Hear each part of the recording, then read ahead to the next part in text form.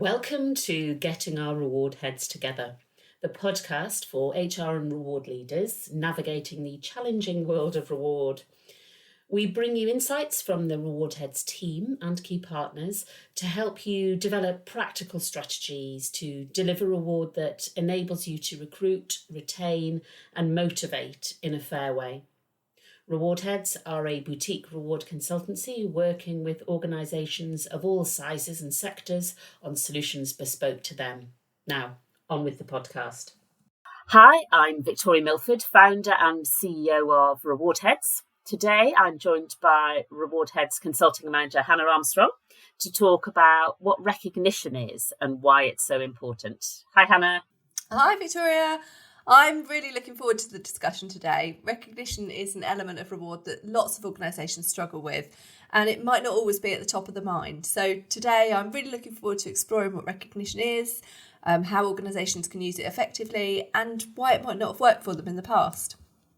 Absolutely. It's something that we've worked on for a long time, isn't it? Without giving our ages away, we might share some examples of recognition at somewhere we both worked more than 15 years ago. Yes, a blast from the past. I think what we'll realise is that the principles haven't changed, although the method of delivery and expectations have. Yeah, okay. So let's start with the basics then. What is recognition? Yeah, so really it's something done to reward someone for desired behaviours or results. It can be small or large, depending on what's being rewarded. It can be as simple as just saying thank you, and all the way up to a formal event. It could take multiple forms, so formal versus informal, peer-to-peer versus manager-led, day-to-day versus part of a formal event, or monetary versus non-monetary. And we can talk about all of those. All of the different methods of recognising someone, whether that's a simple thank you, a gift or an event, they all have different applications and pros and cons, really. Mm-hmm. So what makes recognition so important? Well, people really need to feel valued and that their inputs matter. They need to feel seen. Most people would be really unhappy if they felt they were just considered a cog in the machine or that nobody would notice if they weren't even there. So recognition really promotes employee engagement. Employees who feel engaged are more likely to stay with your organisation and do their best work. By making employees feel valued and secure in their place at the organisation, you're helping to promote their well-being, which also helps them do their best work. So recognition can be a great, low-cost tool for improving and maintaining engagement. Having a company-wide recognition board or sending e-cards, for example, that can be done with very little cost.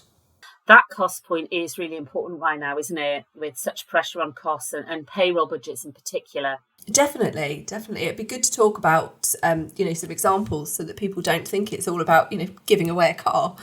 Yeah.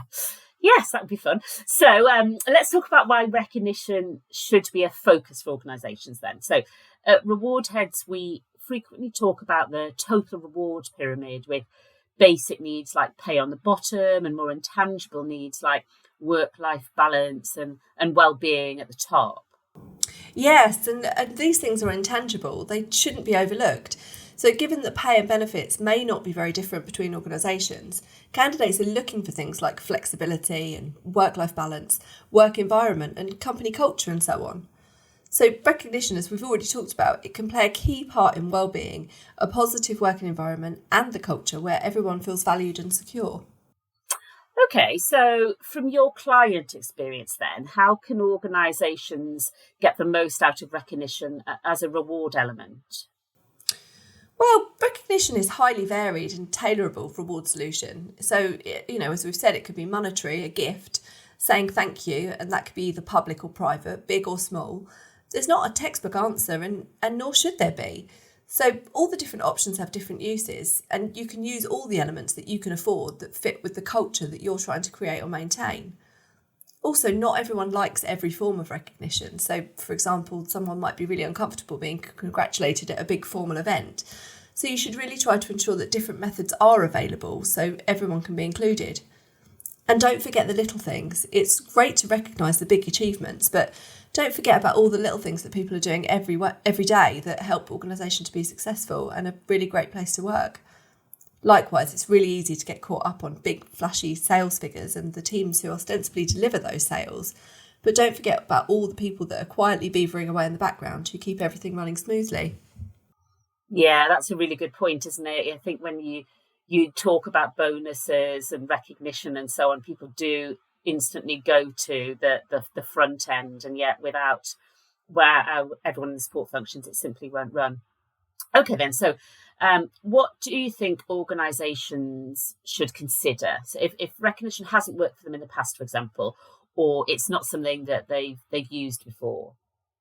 Yeah, I mean, recognition needs an ongoing focus. You can't just set it up once and then leave it to do its thing and expect it to work. So it needs to be constantly encouraged with buy-in from the senior team. It needs to be given frequently, although obviously not to the point of feeling contrived, with senior people being seen to give it to set an example. So it really needs to become embedded as part of the company culture so that it feels like second nature. Yeah, I think we've all seen Employee of the Month programs that start really well, but then it kind of ends up being Bob's turn to get it and it gets discredited. Yeah, for sure. If recognition hasn't worked for your organisation in the past, then look at how often it's given, to who and by which people, and what kind of recognition was being used. So you may need to consider how you continuously communicate about recognition, or maybe try a method that's more aligned to the people that make up your organisation. I mentioned costs before, always an accountant, can't take the girl out. So in a time of increasing costs for employees, minimum wage going up quite steeply, national insurance in recent times, is financial recognition still a viable option worth considering? Financial recognition is definitely still worth considering. You don't have to offer huge sums of money, and if you have a large population, it probably wouldn't be viable to anyway. So you may be able to do financial recognition without implementing a new program with minimal additional costs. So financial recognition really does help with the bottom part of that reward pyramid that you mentioned earlier, so base pay and short-term variable pay. If someone can't afford to eat or pay the rent, then they're not going to be motivated to do their best work. So offering financial motivation, even if it's a small amount of money, could encourage them. That's especially true for low earning populations, even if a little bit extra makes a big difference to a stretched budget. And you might already be doing financial recognition, not just explicitly stating it. So if you base pay rises on performance, then that's financially recognising high performers. You could look at how you communicate pay rises and make it clearer that you're recognising their performance without actually spending any more money than you were planning to. Same with bonus. Bonuses recognise performance and are therefore a form of financial recognition. Again, you may be able to make the recognition component more obvious through your communications without actually increasing the spend. That's a really great point, actually, Hannah. It doesn't need to be a separate line on the strategy or have a system of its own. It's about finding a way through reward to recognise what people have done and appreciate that. Yeah, I don't think people always think about pay rises and bonus when they think of recognition. So what kinds of projects have you and the Reward Heads team done around recognition? Typically, we'd start with a review of the reward strategy and the recognition strategy, if there is one, and assess whether it aligns with what the organisation wants to achieve and whether current offering aligns to its stated objectives and values. We look at engagement feedback, values, and existing programmes, and then make recommendations on how they could move forward with recognition. So I mentioned earlier that we worked together way back when. It was an electrical retailer, no longer with us, and we did quite a lot on recognition, didn't we? Yeah, and there were a number of programmes. We started by reaching out to those who we felt were really good recognisers and then got their tips on how to do it well and used that to put into a guide to give examples and inspire others. I remember it well. It was actually a really great way of recognising the recognisers. I was a regional manager at the time, and it definitely gave me a buzz. Yeah, no, it was really a popular part of our recognition toolkit. And it went out to every store and site with ideas from like birthday cards to notice boards around the 4 key behaviours of the business. We also used those values in a company-wide recognition programme that was asking who had gone the extra mile and shown those behaviours. It was peer-to-peer as well as manager recognition, and it rolled up through the organisation so that the top 100 got a lapel badge that customers often asked them about, so that they could feel really proud of that. And then the top 10 got an extra week of holiday, and the top 1 got an extra week of pay as well. It really generated loads of great energy. No, it absolutely did. Of course, today, I suppose we might use some kind of app or system to capture it rather than the many bits of paper that are flying around. Yeah, for sure. Fewer paper cuts would be welcome. The principle's the same. It's just using tech to make it easier all round. So I think we can both see the value of recognition as part of overall reward. Absolutely. Yeah. I mean, not only can it be cost effective, but it's something that really makes people feel proud and generates a really positive emotional response in a way that just getting your payslip might not. Yes, and we have a coaching module on that too, don't we? We do.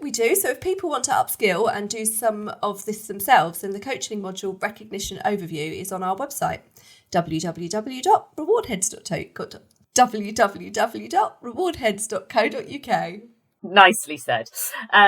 And of course, we'd love to work with listeners and support them in their work in this area. So you can reach us on rewardsolutions@rewardheads.co.uk, or either of us directly, Victoria@rewardheads.co.uk, or Hannah@rewardheads.co.uk, or through our LinkedIn page.